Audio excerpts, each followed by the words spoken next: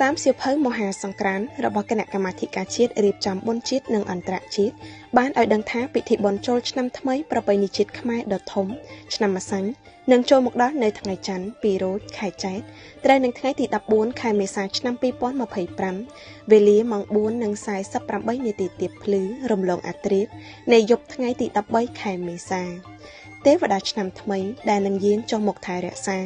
ទឹកដីកម្ពុជាដ៏អច្ឆរិយៈមានព្រះនាមថាកុរកទេវីភ័ស្តុសាហាសោយប្រេងល្ងឬប្រេងដូង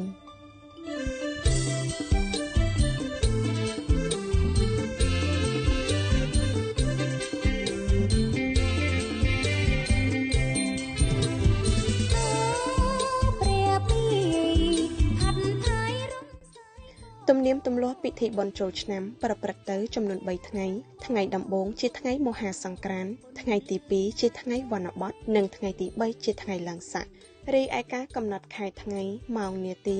ដែលឆ្នាំចាស់ត្រូវផុតកំណត់ហើយទេវតាឆ្នាំថ្មីត្រូវចុះមកទទួលតំណែងពីទេវតាឆ្នាំចាស់នោះគេអាចដឹងបានដោយប្រើក្បួនហោរាសាស្ត្របុរាណគឺក្បួនមហាសង្ក្រាន្តបុណ្យចូលឆ្នាំថ្មីជាបុណ្យប្រពៃណីជាតិដែលប្រជាជននៅក្នុងប្រទេសកម្ពុជាតែងតែប្រារព្ធឡើងជារៀងរាល់ឆ្នាំនៅក្នុងពិធីបុណ្យចូលឆ្នាំខ្មែរមានការរៀបចំដូចតទៅពិធីបុណ្យចូលឆ្នាំប្រព្រឹត្តទៅ3ថ្ងៃគឺថ្ងៃទី13 14ឬ15ខែមេសាព្រោះជារដូវកាលដែលប្រជាជនខ្មែរមានពេលទំនេរពីការប្រមូលផលស្រូវនិងដំណាំកសិកម្មផ្សេងៗមុនពេលប្រារព្ធពិធីបុណ្យចូលឆ្នាំមកដល់ប្រជាជនខ្មែរតែងតែនាំគ្នាសម្អាតតុបតែងផ្ទះសម្បែងនិងរៀបចំគ្រឿងសម្ភារៈផ្សេងៗដើម្បីត្រៀមទទួលទេវតាឆ្នាំថ្មីនៅពេលចូលថ្ងៃទី1នៃថ្ងៃបុណ្យចូលឆ្នាំខ្មែរដែលក្នុងប្រពៃណីខ្មែរតែងហៅថ្ងៃនោះថាជាថ្ងៃមហាសង្ក្រាន្តនៅពេលនោះប្រជាពលរដ្ឋខ្មែរដែលកាន់ជំនឿតាមព្រះពុទ្ធសាសនាបានរៀបចំកន្លែងទទួលទេវតាឆ្នាំថ្មីដែលមានគ្រឿងរណ្ដាប់ផ្សេងៗនិងមានតុបតែងលម្អដោយភ្លើងចម្រុះពណ៌តាមផ្ទះគ្រឿងរណ្ដាប់មានដូចជាទឹកផ្តិលអបដោយផ្កាទៀន5ធូប5ផ្កាភ្ញីភេសជ្ជៈនិងនំចំណីផ្លែឈើជាច្រើនជាដើមបន្ទាប់មកនឹងធ្វើការសែនព្រេនដោយមានអុជធូបនិងទៀនតាមគេហដ្ឋានរបស់ខ្លួននៅពេលដល់កំណត់ថាទេវតាឆ្នាំថ្មីយាងចុះមកប្រសិទ្ធពរជ័យសិរីសួស្តីដើម្បីទទួលបានសេចក្តីសុខពេញមួយឆ្នាំនៅពេលចូលថ្ងៃទី2នៃបុណ្យចូលឆ្នាំខ្មែរគេហៅថ្ងៃនោះថាជាថ្ងៃវីរៈវណ្ណបតប្រជាជននាំគ្នាទៅវត្តអារាមដើម្បីយកចង្ហាន់នំចំណីផ្លែឈើទៅប្រគេនព្រះសង្ឃ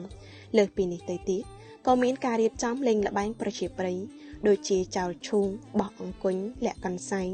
និងមានការច្រៀងរាំបទចម្រៀងប្រពៃណីផងដែរនៅតាមវត្តអារាមនិងតាមបណ្ដាតំបន់នានានៅក្នុងប្រទេសកម្ពុជា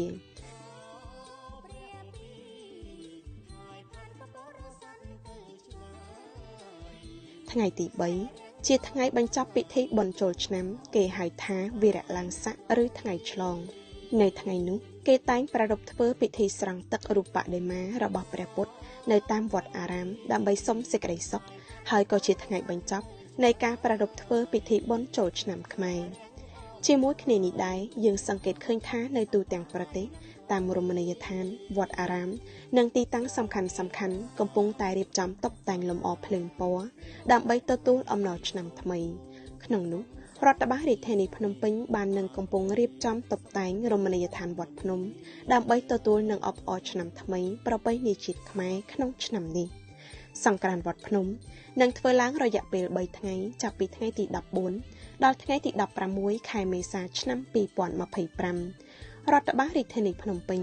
នឹងរៀបចំឲ្យមានពិធីសាសនាដូចជាការទទួលទេវតាឆ្នាំថ្មី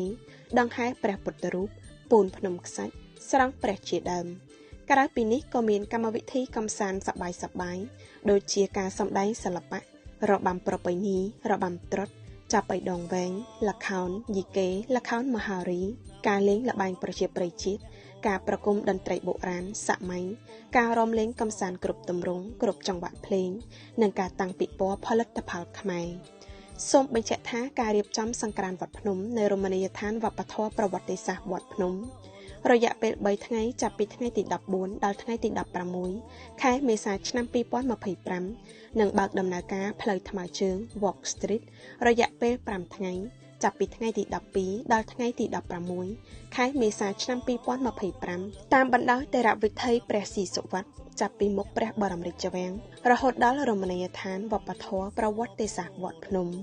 ដូច្នេះនៅក្នុងឱកាសសង្ក្រាន្តទាំង3ថ្ងៃនេះសូមអស់ជននានុជនប្រុសស្រីទាំងឡាយរៀបចំគ្រឿងសក្ការៈបូជាមានទៀនធូបផ្កាភ្ញីថ្វាយព្រះរតនត្រ័យនិងនំចំណីផ្លែឈើជាដើមជូនមេដាបៃតាអាណាព្យាបាលជាបុព្វការីព្រមទាំងទទួលស្វាគមន៍ទេវតាឆ្នាំថ្មីព្រះនាមកូរកៈទេវីហើយនឹងខិតខំលះបង់ឲ្យអស់នៅចិត្តឈ្នានីសចិត្តអាក្រក់ចិត្តលោភលន់ចិត្តព្យាបាទចោលឲ្យអស់និងឲ្យជ្រះស្រឡះដើម្បីចម្រើនឡើងវិញនៅចិត្តប្រកបដោយបញ្ញានិងព្រហ្មវិហារធម៌គឺមេត្តាករុណាមុទិតាឧបេក្ខាធ្វើបុណ្យដាក់ទានរក្សាសិលតាមប្រពៃណីឲ្យជាប់ជានិច្ចនោះទេវតានឹងឲ្យពរសព្វសាធុការជូនលោកអ្នកប្រកបដោយសិរីសួស្តីសុភមង្គលវិបុលសុខគ្រប់ប្រការជាមួយនឹងការងារបានត្រជាក់ត្រជុំអាយុយឺនយូរតរៀងទៅដែរព្រះទី